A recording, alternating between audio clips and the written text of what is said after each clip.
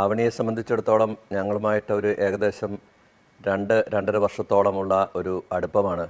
ആ കുട്ടി ഹൃദയപരാജയവുമായിട്ട് ആദ്യം എന്നെ സമീപിക്കുന്നത് മുതൽ എല്ലാ 2 മാസം കൂടുമ്പോഴും ഞങ്ങളെ വന്ന് കാണാറുണ്ട്, അപ്പനും അമ്മയും ഒക്കെ ആയിട്ട്.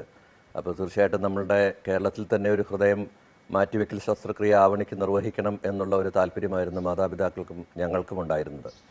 പക്ഷേ ചില സാങ്കേതിക കാരണങ്ങൾ കൊണ്ട് കേരളത്തിലെ അവയവദാനം കഴിഞ്ഞ കുറച്ച് വർഷങ്ങളായിട്ട് വളരെ മന്ദീഭവിച്ച രീതിയിലായിരുന്നത് കാരണം അവരെ അന്യസംസ്ഥാനത്തേക്ക് പോകാനുള്ള ഒരുക്കങ്ങൾ ഞങ്ങൾ ചെയ്തുകൊണ്ടിരിക്കുമ്പോഴാണ് ഈ അവയവദാതാവിൻ്റെ ഒരു അറിയിപ്പ് ഗവൺമെൻറ്റിൻ്റെ മൃതസഞ്ജീവനിയിൽ നിന്ന് ഞങ്ങൾക്ക് ലഭിക്കുന്നത്.